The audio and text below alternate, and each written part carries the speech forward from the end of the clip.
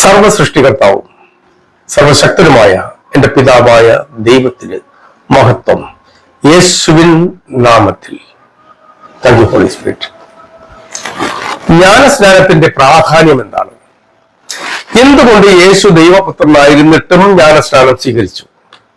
എന്തുകൊണ്ട് യേശു 30-ാം വയസ്സിൽ സ്നാനം സ്വീകരിച്ച് സുവിശേഷ പ്രവർത്തനം ആരംഭിച്ചു? ഈ ചോദ്യങ്ങൾക്കുള്ള ഉത്തരം ഞാൻ ഈ എപ്പിസോഡിൽ വ്യക്തമാക്കാൻ ശ്രമിക്കുകയാണ്. ഇതിലേക്കായി ബൈബിളിലെ പഴയ നിയമം നമുക്കൊന്ന് പരിശോധിക്കാം. എസെക്കിയേൽ പ്രവാചകന്റെ പുസ്തകം 36-ാം അധ്യായം 25-ാം വാക്യം. ഞാൻ നിങ്ങളുടെ മേൽ നിർമ്മല ജലം തളിക്കും, നിങ്ങൾ നിർമ്മലരായി തീരും. ഞാൻ നിങ്ങളുടെ സകല മലിനതയെയും സകല വിഗ്രഹങ്ങളെയും നീക്കി നിങ്ങളെ നിർമ്മലീകരിക്കും. ഇങ്ങനെ നമ്മുടെ സകല മലിനതയെയും സകല വിഗ്രഹങ്ങളെയും നീക്കി നിർമ്മലീകരിക്കാനുള്ള വിശുദ്ധ ജലം നമ്മളിൽ തളിക്കേണ്ടതായിട്ടുണ്ട്. ഈ വചനം സാധുവായത് ജ്ഞാനസ്നാനത്താലാണ്. എസെക്കിയേൽ പ്രവാചകന്റെ പുസ്തകം 36-ാം അധ്യായം 26-ാം വാക്യം. ഞാൻ നിങ്ങൾക്ക് പുതിയൊരു ഹൃദയം തരും, പുതിയൊരു ആത്മാവിനെ ഞാൻ നിങ്ങളുടെ ഉള്ളിലാക്കും. കല്ലായുള്ള ഹൃദയം ഞാൻ നിങ്ങളുടെ ജഡത്തിൽ നിന്ന് നീക്കി മാംസമായുള്ള ഹൃദയം നിങ്ങൾക്ക് തരും. അങ്ങനെ നമ്മുടെ കല്ലായുള്ള ഹൃദയം മാറ്റി മാംസമായുള്ള ഹൃദയം നമ്മൾ സ്ഥാപിക്കാൻ നമ്മൾ സ്നാനം സ്വീകരിക്കേണ്ടത് അത്യാവശ്യമാണ്. യേശുവിനെ അനുകരിക്കുന്നവരിൽ ഈ സ്വഭാവം പ്രകടമായി തന്നെ നമുക്ക് കാണാൻ കഴിയുന്നതാണ്. യേശുവിന്റെ കാലത്തിന് മുമ്പ് തന്നെ ശാരീരികവും മാനസികമായ അശുദ്ധി മാറ്റുന്നതിനുള്ള മിക്വേ എന്ന സ്നാനം യഹൂദർക്കിടയിൽ നിലനിന്നിരുന്നു. ഇസ്രായേലിൽ പ്രവാചകനായ സ്നാപക യോഹന്നാൻ പാപങ്ങൾ ഏറ്റുപറഞ്ഞ് വിശുദ്ധീകരിക്കാനുള്ള മാനസാന്തരത്തിനുള്ള സ്നാനം നടത്തിപ്പോന്നിരുന്നു. പഴയ കാലത്ത് നിലനിന്നിരുന്നത് മിക്വേ എന്ന സ്നാനമാണ്. സ്നാപക യോഹന്നാൻ നമ്മുടെ പാപങ്ങൾ ഏറ്റുപറഞ്ഞ് വിശുദ്ധീകരിക്കാനുള്ള മാനസാന്തരത്തിലുള്ള സ്നാനമാണ് നടത്തിയിരുന്നത്. വളരെ പക്വതയാർന്ന വ്യക്തികളിലാണ് ഈ കൂദാശ ചെയ്തിരുന്നത്. യോഹന്നാന്റെ പുസ്തകം 3-ാം അധ്യായം 3-ാം വാക്യം നമുക്ക് നോക്കാം.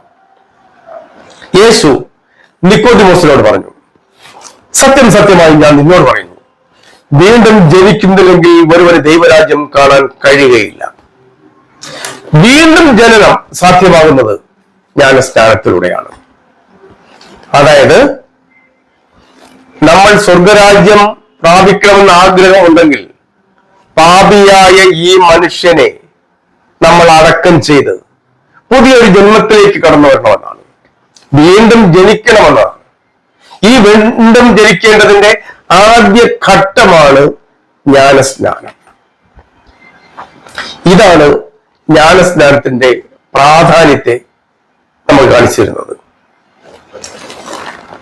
യോഹന്നാന്റെ പുസ്തകം 3-ാം അധ്യായം 5-ാം വാക്യം യേശു പറയാണ്, സത്യം സത്യമായി ഞാൻ നിന്നോട് പറയുന്നു, ജലത്താലും ആത്മാവിനാലും ജനിക്കുന്നില്ലെങ്കിൽ ഒരുവനും ദൈവരാജ്യത്തിൽ പ്രവേശിക്കാൻ സാധ്യമല്ല. ദൈവരാജ്യത്തിൽ പ്രവേശിക്കാൻ സ്നാനം അനിവാര്യമെന്നത് ഈ വാക്യം സൂചിപ്പിക്കുകയാണ്. ഇല്ലാത്തവർ നരകത്തിൽ തള്ളപ്പെടുമെന്ന് ഇത് പറയാതെ പറയുകയും ചെയ്യുന്നുണ്ട്. യോഹന്നാന്റെ പുസ്തകത്തിലെ 3-ാം അധ്യായം 6-ാം വാക്യം യേശു പറഞ്ഞു, മാംസത്തിൽ നിന്ന് ജനിക്കുന്നത് മാംസമാണ്, ആത്മാവിൽ ജനിക്കുന്നത് ആത്മാവുമാണ്. ചുരുക്കത്തിൽ പറഞ്ഞാൽ ബീജവും അണ്ഡവും ചേർന്ന് മാംസത്തിൽ നിന്ന് ജനിച്ച നാം ദൈവരാജ്യത്തിൽ പ്രവേശിക്കുവാൻ ആത്മാവിൽ പുനർജനിക്കേണ്ടതുണ്ട്. ഇതിനെയാണ് വീണ്ടും ജനനം എന്ന് പറയുന്നത്. അതിനായിട്ടാണ് നാം സ്നാനം എന്ന കൂദാശ ഏൽക്കുന്നത്. മത്തായിയുടെ സുവിശേഷം 3-ാം അധ്യായം 11-ാം വാക്യത്തിൽ പറയുന്നു, സ്നാപകൻ യോഹന്നാനാണ് പറഞ്ഞത്, അവൻ നിങ്ങളെ പരിശുദ്ധാത്മാവിലും തീയിലും സ്നാനം ഏൽപ്പിക്കും. പരിശുദ്ധാത്മാവിനെ സ്വീകരിക്കുവാൻ ഒരുവൻ സ്നാനപ്പെടേണ്ടത് അനിവാര്യമാണ്. പരിശുദ്ധാത്മാവ് നമ്മളിൽ വാസം ചെയ്യണം എന്ന ആഗ്രഹമുള്ളതാണ്. ഈ സ്നാനം നടത്തിയേ പറ്റൂ. മത്തായിയുടെ സുവിശേഷം 3-ാം വാക്യത്തിൽ പറയുന്നു, ഇങ്ങനെ സകല നീതിയും നിവർത്തിക്കുന്നത് നമുക്ക് ഉചിതം. യേശു സ്നാനം ഏൽക്കുമ്പോൾ പറഞ്ഞ വാക്കാണിത്. ദൈവപുത്രനായിരുന്നിട്ട് കൂടി മനുഷ്യനായി പിറന്നതിനാൽ സ്നാനം യേശുവിനും അനിവാര്യമായിരുന്നു. ഇത് സ്നാനത്തിന്റെ പ്രാധാന്യത്തെ കാട്ടുന്നതാണ്. ഇത് കാട്ടുവാനാണ് യേശു സ്നാനം സ്വീകരിച്ചത്. മത്തായിയുടെ സുവിശേഷം 3-ാം അധ്യായം 17-ാം വാക്യം. സ്നാനം കഴിഞ്ഞയുടൻ യേശു വെള്ളത്തിൽ നിന്ന് കയറി. അപ്പോൾ സ്വർഗം തുറക്കപ്പെട്ടു. ദൈവാത്മാവ് പ്രാവിന്റെ രൂപത്തിൽ തന്റെ മേൽ ഇറങ്ങി വരുന്നത് അവൻ കണ്ടു. ഇവൻ എന്റെ പ്രിയപുത്രൻ, ഇവനിൽ ഞാൻ പ്രസാദിച്ചിരിക്കുന്നു എന്നൊരു സ്വരം സ്വർഗത്തിൽ നിന്ന് കേട്ടു.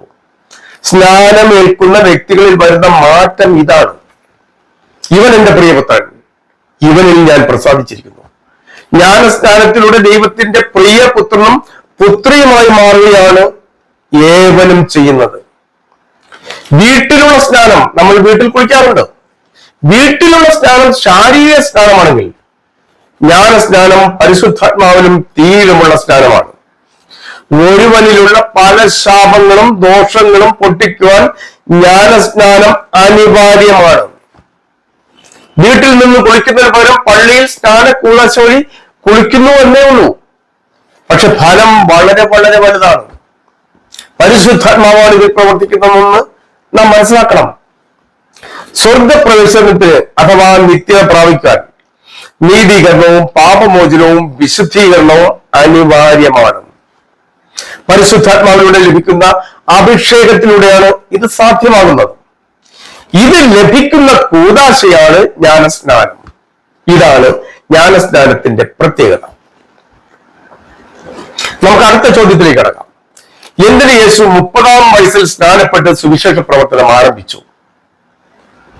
ശാരീരികവും മാനസികമായ പൂർണ്ണ വളർച്ചയും പക്വതയും സൂചിപ്പിക്കുന്ന പ്രായമായി 30 വയസ്സിനെ യഹൂദർ അക്കാലത്ത് കണക്കാക്കിയിരുന്നു. അവരുടെ നിയമം അങ്ങനെയാണ്.